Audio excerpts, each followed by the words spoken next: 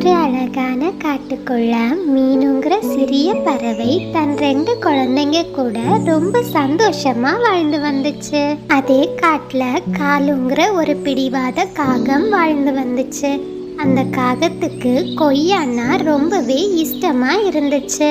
ஒரு நாள் காலுக்காகமோ கொய்யா மரத்தை பயிரிடலான்னு முடிவெடுத்துச்சு. கொய்யா மர கனிகள் சாப்பிட்டு எவ்வளவு நாட்கள் ஆயிற்று. எனக்கு கொய்யா கனிகள் சாப்பிட வேண்டும் போன்று இருக்கிறது. எப்படியாவது கொய்யா மரத்தை பயிரிட்டு கொய்யா கனிகளை சாப்பிட வேண்டியதுதான். அப்படி நினைச்ச காலுக்காகமோ தனக்கு சொந்தமான நிலத்தை நோக்கி போச்சு.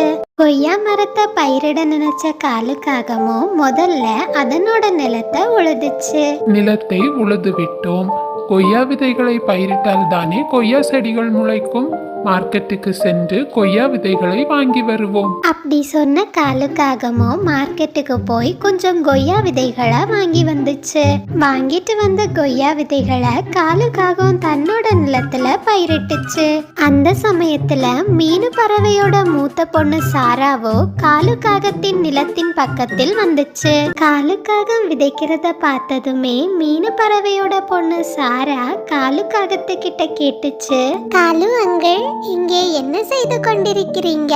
சாரா, நான் இங்கே கொய்யா மரத்தின் விதைகளை பயிரிட்டு கொண்டிருக்கிறேன். உனக்கு தெரியுமா, கொய்யா கனிகள் மிகவும் சுவையுடையவை. அப்படியா காலு அங்கிள், மிகவும் சந்தோஷம். கொய்யா கனிகள் விளைந்தது என்றால் எனக்கும் சிறிது கனிகள் தருவீர்களா? இல்லை இல்லை, நான் யாருக்கும் என்னுடைய மரத்தின் கனிகளை தரமாட்டேன். உனக்கு வேண்டுமென்றால் நீயே பயிரிட்டுக்கொள். காலுக்காக இப்படி சொன்னதுமே சாரா ரொம்பவே சோகமா அங்கிருந்து பறந்து தன்னோட வீட்டுக்கு போச்சு. அம்மா அம்மா, காலு அங்கிள் ஒரு நிலத்துல கொய்யா மரத்தோட விதைகளை பயிரிடுறாரு. அதனோட கனிகள் ரொம்ப சுவையா இருக்குமா?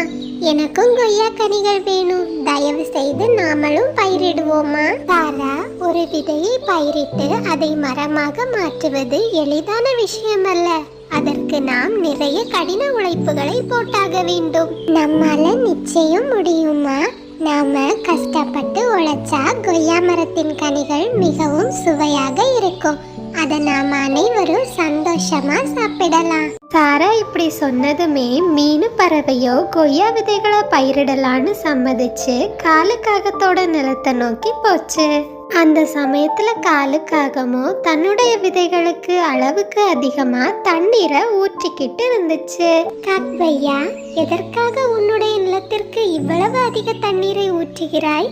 தண்ணீர் அளவுக்கு அதிகமாக போனால் அவைகள் விதைகளுக்கு ஆபத்தை ஏற்படுத்தும். போதும், நிறுத்து மீனு. நீ ஒன்றும் எனக்கு சொல்லித்தர வேண்டாம். விதைகளை எப்படி பராமரிப்பது என. என்னுடைய விதைகள் முளைத்து அதிலிருந்து சுவையான கொய்யா கனிகள் கிடைக்கும் போது எல்லாரும் என்னை பார்த்து பொறாமைப்பட போகிறீர்கள். காலுக்காக இப்படி சொன்னதுமே மீனு பறவை எதுவுமே பேசாம அந்த இடத்தை விட்டு பறந்து போயிடுச்சு. காலுக்காகமோ மீனு சொன்ன அறிவுரைய பத்தி கொஞ்சம் கூட யோசிக்காம மறுபடியும் விதைகளுக்கு தண்ணீர் ஊற்றிக்கிட்டு இருந்துச்சு. நிறைய தண்ணீர் ஊற்றுனா சீக்கிரம் விளைச்சலை எடுக்கலான்னு அது நினைச்சது. கொஞ்ச நேரத்திலேயே காலுக்காகவும் விதைகளை பயிரிட்டு அங்கிருந்து பறந்து தன்னோட வீட்டுக்கு போச்சு. மறுநாள் காலையில கொய்யா விதைகளிலிருந்து செடிகள் துளிர்விட ஆரம்பிச்சது. இத பார்த்து காலுக்காகவும் சந்தோஷத்துல துள்ளி குதிச்சது. ஐயா ஐயா, ஜாலி, என்னுடைய கொய்யா கனிகள் முளைச்சிடுச்சு. காலுக்காகமோ கொய்யா செடிகள் சீக்கிரம் வளர்ந்து கனி கொடுக்க வேண்டும் என நினைச்சு மறுபடியும் அதிக தண்ணீரை செடிகளுக்கு ஊத்துச்சு. விதைகள் முளைச்ச சந்தோஷத்துல காலுக்காக ரொம்பவே ஆனந்தமா அதனோட வீட்டுக்கு கிளம்புச்சு. அம்மா வாங்க, நாம மார்க்கெட்டுக்கு போய் கொய்யா விதைகளை வாங்கி அதனை பயிரிடுவோம். சரி சாரா, நீயும் தங்கச்சியும் என்னுடன் வா. நமக்கு சொந்தமான நிலத்தில் நாம் கொய்யா கனிகளை பயிரிடுவோம். அப்படி சொன்ன மீனு பறவையோ தன்னுடைய குழந்தைகளை கூட்டிக்கிட்டு மார்க்கெட்டை நோக்கி போச்சு. மார்க்கெட்டுக்கு போன மீனு பறவையோ விதைகளை வாங்கிக்கிட்டு தன்னோட நிலத்தை நோக்கி போச்சு. அந்த சமயத்துல காலுக்காகவும் மீனு பறவைய பார்த்துச்சு. ஹிஹிஹி, என்ன மீனு, நீயும் கொய்யா கனிகளை பயிரிட போகிறாயா? கொய்யா விதையிலிருந்து செடிகள் முளைத்து மரமாவதற்கு நிறைய தண்ணீர் வேண்டும். நீ நினைத்து கொண்டிருப்பது தவறு காலு. நீதான் தவறாக உன் செடிகளுக்கு நிறைய தண்ணீரை ஊற்றுகிறாய். அளவுக்கு அதிகமாக தண்ணீர் ஊற்றினால் செடிகள் வளராது, அதனுடைய வேர்களோ அழுகிவிடும். போதும் மீனு, நீ உன் அறிவுரையை உன்னிடமே வைத்துக்கொள். நான் உன்னிடம் எந்த அறிவுரையும் கேட்கவில்லை. காலுக்காக இப்படி பிடிவாதமா இருக்கிறத நினைச்சு மீனு பறவை எதுவுமே சொல்லாம விதைகளை எடுத்துக்கிட்டு அதனோட தோட்டத்தை நோக்கி போச்சு. விதைகள் தூவுறதுக்கு ஏதுவா நிலத்தை சமன் செய்தது. பிறகு தன்னோட நிலத்துல கொய்யா மரத்தின் விதைகளை போட்டுச்சு. அதன் பிறகு விதைகளுக்கு தேவையான தண்ணீரையும் அது ஊத்துச்சு. மறுநாள் காலையில மீனு பறவை தன்னுடைய நிலத்துல கொய்யா மரத்தின் செடிகள் முளைச்சிருப்பத பார்த்து ரொம்பவே சந்தோஷப்பட்டுச்சு. பிறகு கொய்யா செடிகளுக்கு தேவையான தண்ணீரையும் ஊற்றி மார்க்கெட்ல இருந்து நிறைய உரங்களை வாங்கிட்டு வந்து செடிகள் வளர்றதுக்கு தேவையான அளவு உரத்தையும் போட்டுச்சு. இப்படியே கொஞ்ச நாட்கள் போச்சு. மீனு பறவையோட கொய்யா செடியோ மெதுவா வளர்ந்து இப்போ ஒரு பெரிய மரமாக மாறிடுச்சு. கொய்யா மரத்துல இருந்து கனிகள் வந்ததை பார்த்து மீனு பறவையும் அதனோட குழந்தைகளும் ரொம்பவே ஆனந்தப்பட்டாங்க. மீனு பறவையோ தன்னுடைய குழந்தைகளுக்காக கொஞ்சம் கொய்யா கனிகளை பறிச்சு அதை ஒரு கூடையில எடுத்துக்கிட்டு அதனோட வீட்டுக்கு போச்சு. வீட்டுக்கு வந்த மீனு பறவையோ கொய்யா மரத்தின் கனிகளை சுவைச்சு ரொம்பவே ஆனந்தப்பட்டுச்சு. அதன் கனிகள் ரொம்பவே ருசியா இருந்துச்சு. அதே சமயத்துல காலுக்காகத்தின் கொய்யா மரங்களும் பெருசா வளர்ந்திருந்துச்சு.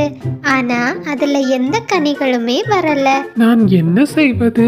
தினமும் என் மரங்களுக்கு தண்ணீரை ஊற்றுகிறேன், ஆனால் கொய்யா கனிகள் மட்டும் வரவே இல்லை. என்ன செய்வது என்றே புரியவில்லை. அப்படி குழப்பத்துல இருந்த காலுக்காகமோ ரொம்பவே சோகமா பறந்து போய்கிட்டு இருந்துச்சு. அந்த சமயத்துல அது மீனுவோட தோட்டத்தை பார்த்துச்சு. மீனு பறவையின் தோட்டத்துல கொய்யா கனிகள் விளைஞ்சிருப்பத பார்த்து காலுக்காக ரொம்பவே ஆச்சரியப்பட்டுச்சு. மீனு, நீ எனக்கு தெரியாமல் ஏதாவது மாயாஜாலம் செய்தாயா? உன்னுடைய மரத்திலிருந்து மட்டும் கொய்யா கனிகள் காய்த்திருக்கிறது. காக்பையா, நான் தான் உனக்கு பல முறை கூறினேன் அல்லவா, அளவுக்கு அதிகமாக தண்ணீர் ஊற்றாதே என்று. நானோ என்னுடைய செடிகளுக்கு போதுமான அளவு தண்ணீரை மட்டுமே ஊற்றினேன். அது மட்டுமல்ல, நிறைய உரங்களையும் போட்டேன். மீனு பறவை இப்படி சொன்னதுமே காலுக்காக மீனு பறவை கிட்ட வேறு எதையுமே கேட்காம வேகமா அங்கிருந்து பறந்து அதனோட வீட்டுக்கு போச்சு. வீட்டுக்கு வந்த காலுக்காகமோ அவசரமா தனக்குள்ள ஒரு முடிவை எடுத்துச்சு. மீனு பறவை சொன்னது மாதிரியே நான் இன்று என்னுடைய செடிகளுக்கு நிறைய உரங்களை போடுகிறேன். அப்படியெனில் நாளை நிச்சயம் கொய்யா கனிகள் என் மரத்தில் வந்துவிடும். அப்படி நினைச்ச காலுக்காகமோ மார்க்கெட்ல இருந்து நிறைய உரங்களை வாங்கிட்டு வந்துச்சு. முதல்ல ஒரு பெரிய குழாய் வழியா அதிக அளவு தண்ணீரை ஒவ்வொரு மரத்தோட வேர்லையும் அடிச்சுது. பிறகு எல்லா உரங்களையும் அனைத்து மரத்தோட வேர் பகுதியிலையும் போட்டுச்சு. இப்படி பண்றதுனால நாளைக்கே கொய்யா கனிகள் வந்துடும்னு காலுக்காக நினைச்சுது. அப்படியே சாயங்கால நேரம் ஆச்சு. ஆனா காலுக்காகமோ தொடர்ந்து ஒவ்வொரு மரத்துக்கும் தண்ணீரை அடிச்சுக்கிட்டு இருந்துச்சு. ராத்திரி வரைக்கும் தண்ணீர் அடிச்சதுனால காலுக்காக ரொம்பவே களைப்போட அதனோட வீட்டுக்கு போச்சு. அப்படியே மறுநாள் காலையில ஆச்சு. கொய்யா கனிகள் வந்திருக்கோங்கிற நம்பிக்கையில காலுக்காக ரொம்பவே வேகமா அதனோட தோட்டத்துக்கு போச்சு. ஆனா அளவுக்கு அதிகமா தண்ணீர் ஊற்றினதுனால காலுக்காகத்தின் எல்லா மரங்களும் வேரோட தரையில சாஞ்சிருந்துச்சு. கடவுளே, இது என்ன சோதனை! என் உழைப்பு அனைத்துமே வீணாகிவிட்டது. எனக்கு கொய்யா கனிகள் வேண்டும் என நினைத்தது ஒரு தவறா? இந்த மாதிரி காலுக்காக அழுதுகிட்டு இருந்த நேரம் மீனு பறவை அதனோட தோட்டத்துக்கு வந்துச்சு. மீனு, என்னுடைய இந்த நிலைமையை பார்த்தாயா? நீ கூறியபடி நான் நேற்று நிறைய உரங்களை போட்டேன். ஆனால் இன்று காலை வந்து பார்க்கும்போது என் நிலமோ இப்படி நாசமாகி இருக்கிறது. ஏன் மீனு, கடவுள் என்னுடைய உழைப்பிற்கு மட்டும் எந்த பலனையும் கொடுக்கவில்லை? காக்கையா, கடவுள் மீது எந்த தப்பும் இல்லை. அனைத்து தப்பும் உன் மீதுதான் இருக்கிறது. நீ அளவுக்கு அதிகமாய் தண்ணீர் ஊற்றுவதன் விளைவை அறியாமல் உனக்கு தோன்றுவதை செய்து கொண்டிருந்தாய். ஏற்கனவே உன் கொய்யா மரத்தின் வேர்கள் பலவீனமாக இருந்தது. அதனால்தான் காய்கள் எதுவும் உன் மரத்தில் விளையவில்லை. நேற்று முழுவதும் நீ ஊற்றிய தண்ணீரால் வேர்கள் மேலும் பலவீனம் அடைந்து இன்று வேரோடு சாய்ந்து விட்டது. ஆமாம் மீனு, நீ பலமுறை என்னிடம் கூறி இருக்கிறாய் அதிகமாக தண்ணீர் ஊற்றாதே என்று. நான் தான் கேட்கவில்லை.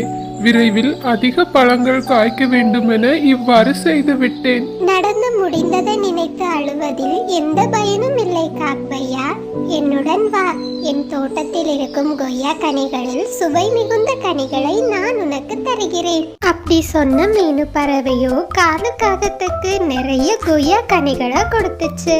அத வாங்கிட்டு காலுக்காக ரொம்ப சந்தோஷமா அதனோட வீட்டுக்கு போச்சு. பசங்களா, இந்த கதையில வர காலுக்காகத்த மாதிரி நம்மள நிறைய பேரு ஒரு செயலை செய்ய ஆரம்பிக்கும் போது அதை பத்தி முழுசா தெரிஞ்சுக்காம வீணாக நம்முடைய நேரத்தையும் செயலையும் செலவழித்துக்கிட்டு இருப்போம். இனிமே ஒரு செயலை செய்ய தொடங்குறதுக்கு முன்னாடி அதை பத்தி நிறைய தெரிஞ்சுக்கோங்க. அப்படி நாம தெரிஞ்சுக்கிட்டோம்னா நம்முடைய உழைப்பும் நேரமும் நிறைய மிச்சமாகும்.